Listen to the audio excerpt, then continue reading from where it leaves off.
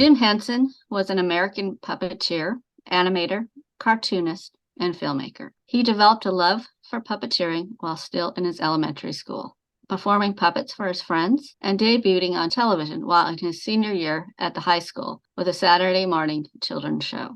Later, as a freshman in college, he started a successful television series called Sam and Friends, equally popular with children and adults. Only after he graduated from Maryland University that he started taking up his profession, creating hordes of characters like Kermit the Frog, Rolf the Dog, Miss Piggy, Big Bird, and the Cookie Monster. In 1982, he co-directed The Dark Crystal with Frank Oz. The Dark Crystal held its first test screening in Washington, D.C.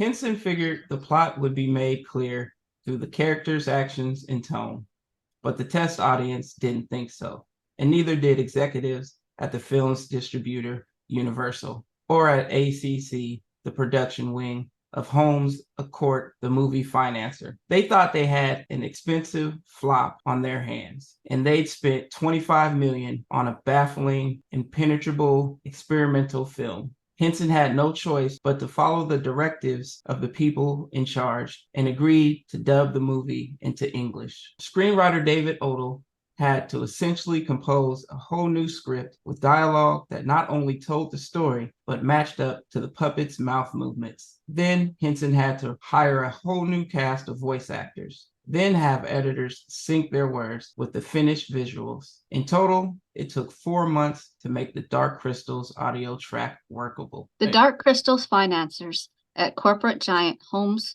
A Court didn't seem to like much about the Dark Crystal. According to Henson's diaries, reprinted in Henson, the biography, the money handlers thought the mystics were too boring and suggested that Henson cut down their time on screen and increase the presence of the Skeksis because a test audience in Detroit responded favorably to them. Henson put them off, but when Holmes A Court, trying to ensure it made good on its hefty investment, wanted to send representatives to the editing bays to ensure that their changes were implemented, Henson cracked. Upon returning to his office headquarters in New York, he called his agent and informed him that he was going to buy ACC out of the Dark Crystal. If they weren't the money men anymore, they couldn't change a frame. Henson had about $15 million available at the time, almost all of that coming from royalties of licensed Muppet merchandise. Holmes A Court accepted the offer, and the Dark Crystal wholly became property of Jim Henson. It was Jim Henson's cut of the Muppet merch, Windfall, that allowed him the funds to make the Dark Crystal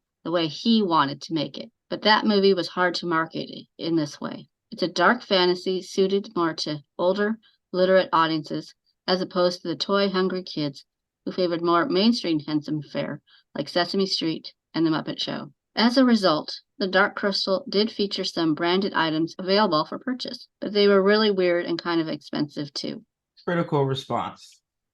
The critics were not happy when the Dark Crystal arrived in movie theaters. Like most groundbreaking creative projects, most of the critics didn't quite get it. A New York Times critic said the film was uninteresting and without charm. A New York Post critic took issue with the film's price tag. He wrote, "It seems almost obscene to spend $26 million on a movie for children." This critic wrote that the characters and tone, the monsters and bizarre creatures, were so horrifying they just might give impressionable children nightmares for days. Richard Corliss of Time wrote, "No Kermit, no Bert and Ernie, Sam the Nixonian Eagle, and Grover, with his perpetually pubescent voice, are elsewhere." The creatures, the reality. Henson's imperfect foam creations with imperfect personalities were nowhere to be found in Thra. This is the name of the Dark Crystal's spiritual world, and this was difficult for some critics to get. The box office. It seemed the critics were right. The film ultimately turned a small profit, but with its sizable budget, its $40.5 million box office return was considered a significant disappointment. For Jim Henson, who wanted to avoid being stereotyped as the Muppet guy and had other stories inside of him that he wanted to share, the disappointment of the Dark Crystal was a hard pill to swallow. Ultimately, Jim Henson never directed another feature film again. Jim Henson's reply: "I like to think of Dark Crystal as a work of art, but it's not a personal work of art. It's not just something I did. Frank and Brian and Gary Kurtz, the producer, and all the performers, hundreds of people, created this thing, and as a work, I think it's something we'll always be happy with." All in all, we spent over 5 years working on the film. It's probably the hardest thing that I've ever worked on. It was the most work, it was the most difficult, but it was always the most fun. It was the most rewarding, and of all the projects that I've ever worked on, it's the one that I'm the most proud of. So, Curl, what do you think about the fact that it took 5 years to make the Dark Crystal and it cost 25 million and they didn't recoup their losses? I think what the problem was is there wasn't enough preparation. Whatever he came up with, there should have been some kind of message, or someone should have said something initially before getting all this stuff going, to where they could let him know, hey, we're not sure about this. We don't think this is the right direction. It would have made more sense for that to have been said a lot sooner. So he wouldn't have to go back and do all that, which makes a 2.5 year project take 5 years, which is a long time. I feel like there should have been more forethought beforehand. And also with them being so skeptical about the story in general, and the characters that were placed in the film, something should have been said about that as well. There's always going to be skeptics, especially when people are putting money in, where they're going to be nervous about some creative choices. And a lot of times you still have to fight for that. If you want to produce what you want to produce, and you have to convince them. Possibly he wasn't as good at convincing them at that. This was his first and last full feature film. So this probably wasn't something or a process that he was used to. And they were probably very skeptical with it being his first, and him being the Muppet Man. Basically, everyone knows him as, the Muppets and Kermit and all that. So this is a far direction away from what everyone is used to consuming from him.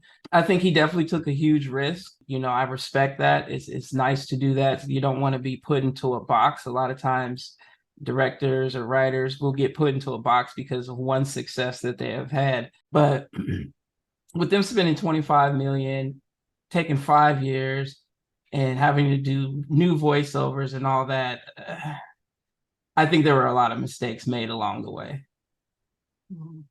I think that Jim Henson, he just had this passion for the story and he wanted to tell it no matter what the consequences would be. He wasn't really thinking about, the critics, or if he did think about them, they were an afterthought. He really just wanted to get this project done the way he wanted to. Unfortunately, he wasn't really thinking about how feasible it would be or how it would be able to come across to audiences. And so I think that he kind of, like, his ego most likely got in the way. Because when you make a movie or make anything creative and you want it to sell, I'm not talking about people that just do it for the love of creating, but those people that want to get it sold, they do have to think about what their audience might want. Doesn't mean you have to cater to them, but it does mean that you have to take what they would probably want to see in a movie or a show into account.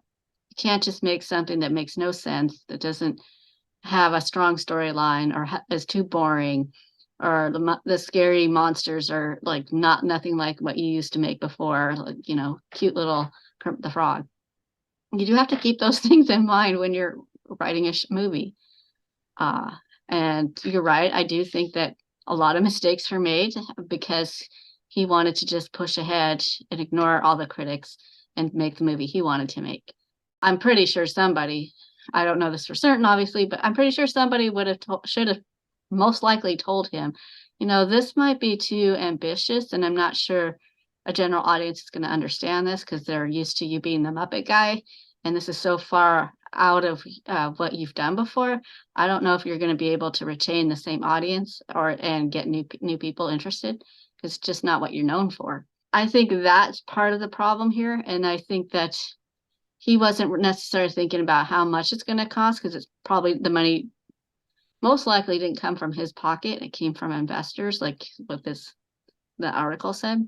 So I don't think he put in enough of his own money, because if he did, maybe he would have put some restraints on it and say, like, I need to be making the money back. I can't just like throw money away like this. And I don't know, like, the test audience, that seems like that's something that should have been done ahead of time, so you could do like models of little puppets and show what you're thinking of and see what the response is before you even start production. I think that would have been the better route to go, just to see like what the response is going to be, because he had connections. He knew that there's a way for him to get this to audiences before he actually filmed. He knew the process of filmmaking. He understood that. I can't imagine he didn't know how to get a test audience before he started filming. So I just think there was obviously some big mistakes and some things that got in the way of things being done that would save money and time and would make the film much more appealing to audiences.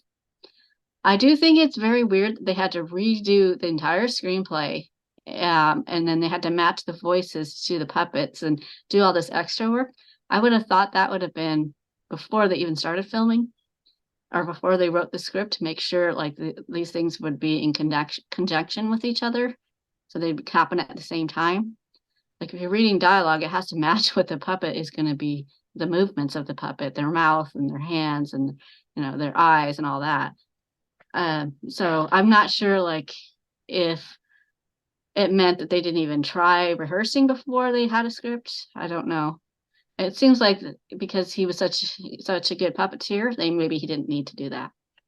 And he thought all his other puppeteers didn't have to rehearse before they even had a script. Yeah, it almost feels like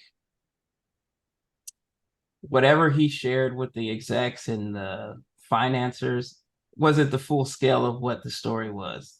It feels like he told them not necessarily a lie, but he didn't really explain it well enough, because you would think that if he really told them the entire story of what's really going on, they would have had reservations a lot earlier and would have like, hey, what is this? This is dark. This isn't for kids. It seems like they kind of got hit in the face when he pretty much shot a lot of it and was like, hey, check this out. And they're like, what? That's what it feels like. It's possible that, like you said, because he was Jim Henson and he was the puppet master, so they were just like, oh, it's a movie with puppets. Oh, it's going to be great. They might have assumed it was going to be something better or different than what they expected because of his history. And so maybe that's why he had a little more free reign and they weren't checking in on him. That's the only thing that I could think, is that someone wasn't checking in on the progress until it was too far gone. And then at that point, it was like, all right, well, you got to go back to the drawing board because we don't like this, you know? Yeah, I suspect that's what's happening. And maybe he did deep down know that other people wouldn't respond the way that he'd want them to. And maybe he wouldn't get more funding for it, or he wouldn't be getting a green light to use any money to spend on future pickup shots or whatever special effects. Well, practical effects. Maybe he wouldn't get any more money for it if he got a test audience and they said, "Oh, I don't like it. I want to see more Skeksis, no more of these boring mystics." Maybe like the storyline really didn't make sense at very initially and he had to change it so it made sense. He's smart enough to know you need a storyline that's going to make sense.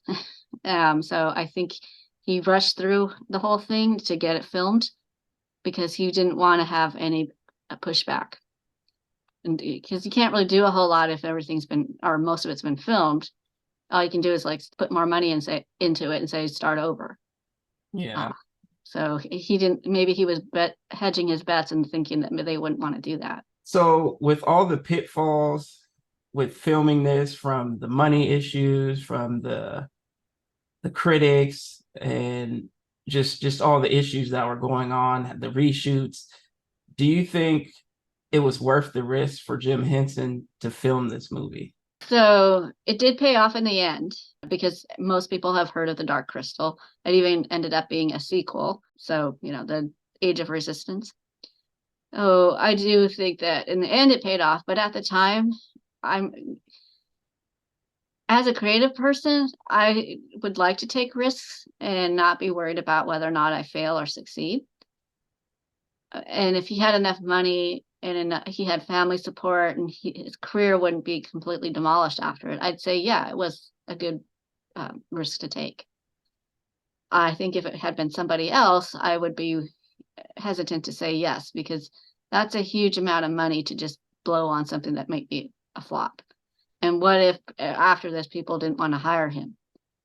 I can't imagine people would be like, oh, we don't want the Muppet guy anymore. We don't want any more Big Bird or, Fozzie Bear or any of the other characters ever again.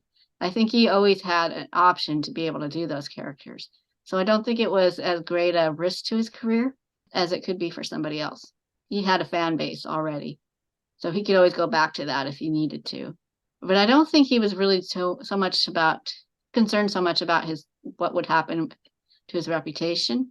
I think it was more of like for him it was an internal struggle that needed to be shown to the audience. Like this is what I can do. This is how this is what I want you to see about me is my ability to make this world into an adult dark fantasy where these characters seem like they could exist in real life. I think that is what he wanted to show people. If you have the money and time, I would just forego thinking about your reputation. I would just say, yes, I think you should just go for that. So that's my thoughts on whether or not it was a good risk to take. And I know that there were pitfalls, and I know that he had financial struggle, but I think a lot of directors did, like George Lucas, for instance. He went door to door trying to sell Star Wars. And he ended up doing the Star Wars A New Hope in London, and the cast and crew, well, mostly the extras, booed him in the final ceremony in A New Hope. So he had and that became like the most well-known movie of all time. So I think that if you're a creative person, you cannot just rest on their laurels. You cannot be afraid to take risks. And I think that's part of the reason why creative people become successful is because they ignore the insecurities and doubt, ignore the critics, and just go for it. What do you think? I definitely think, like you said, being a creative person, you always have to take risks. That's just part of the process. There's really no way around it.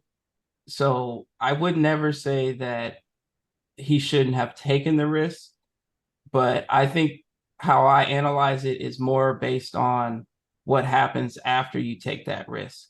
And I feel like, I mean, it's something in history that can always be pointed to, like, oh, okay, the Dark Crystal, and like you said, what decades later they decided to make a sequel. So I mean that's cool, but in the time and in the first 5-10 years of that movie being out and his name being on it and all that, um, I wouldn't say the risk wasn't worth it, but it does still feel like it was a failure. Not saying that the movie's bad. What I'm saying, it feels like a failure because he never did it again.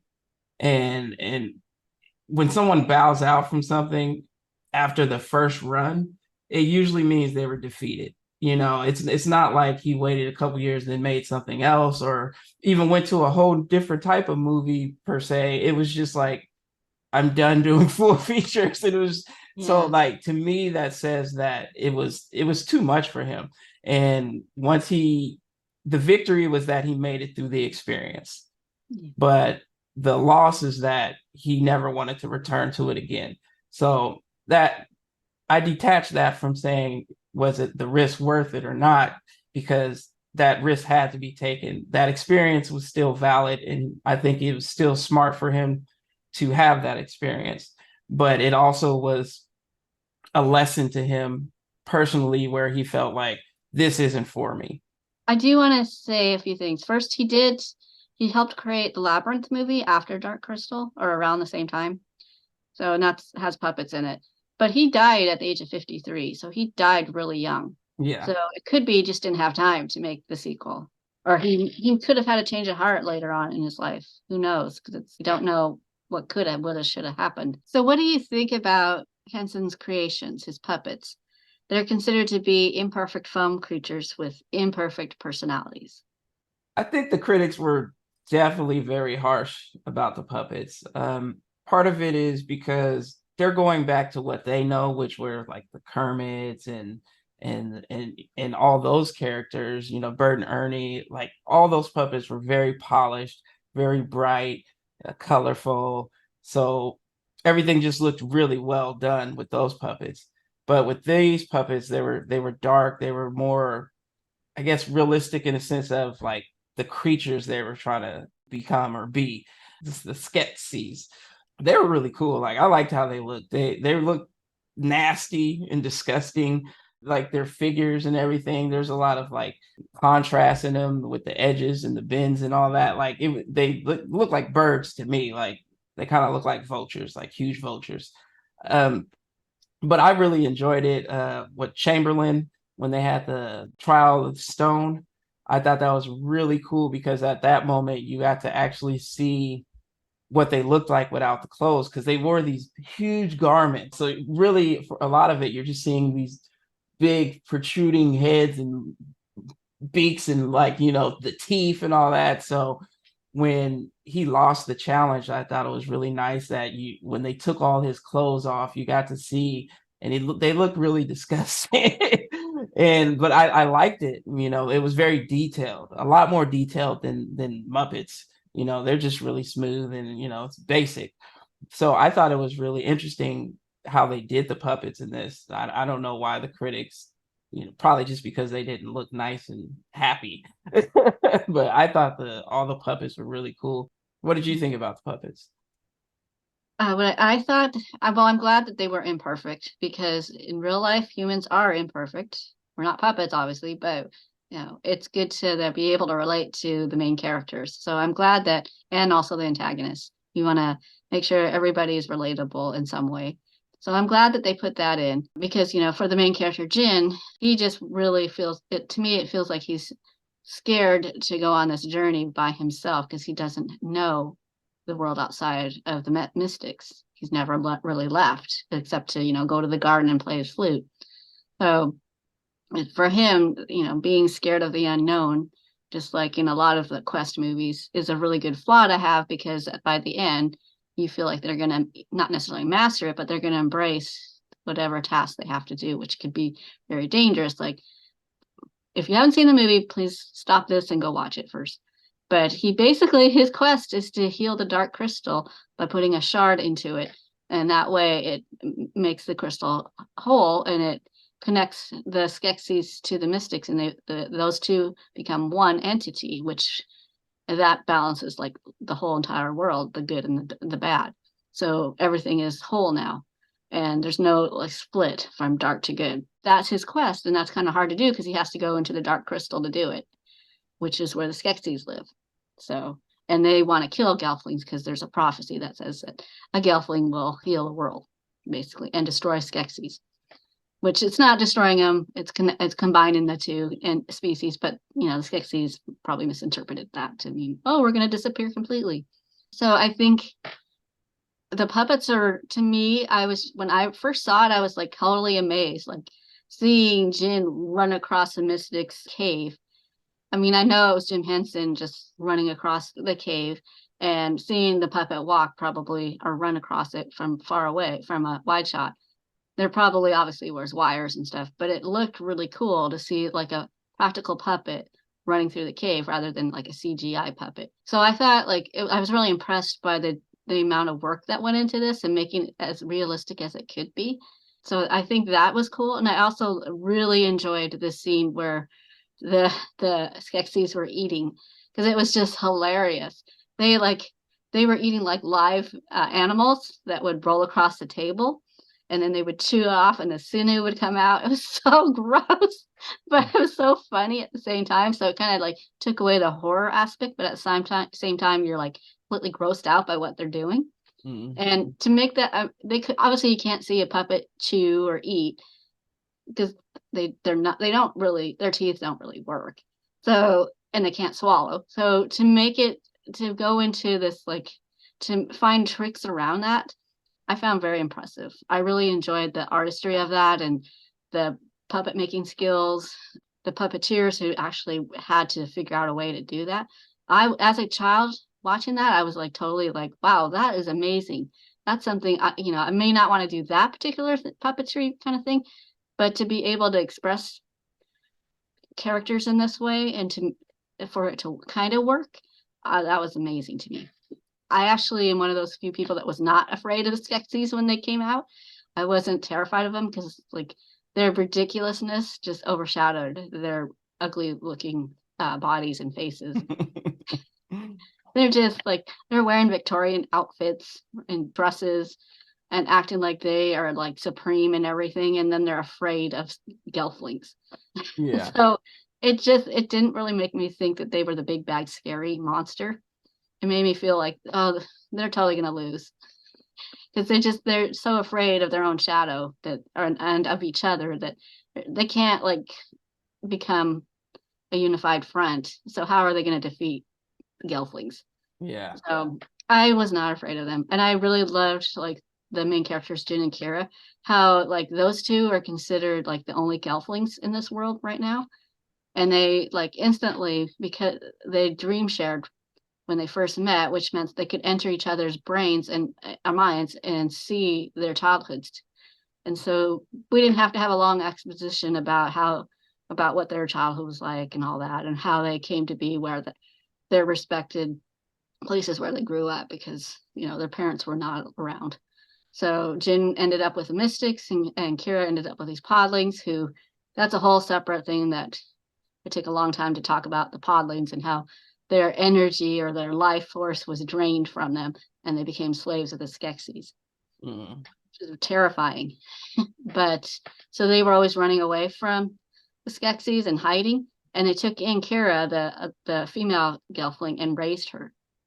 So even knowing that they had a Gelfling and trying to keep her a secret, you know. So Yeah. I liked the idea that they were melding all these elements into a story that really was very basic. It's about healing the crystal, which means healing these two species, healing the planet, and therefore combining dark and light together. Mm. So that part I really enjoyed because even though it's a simple story, it's a universal theme Yeah. and story, and I enjoyed like the idea that your light and dark aspects of yourself can be combined, and you don't have to like shun the dark side of you away. You can combine it with your light side and really understand it rather than just saying, I don't like it, I'm going to destroy it and kill it.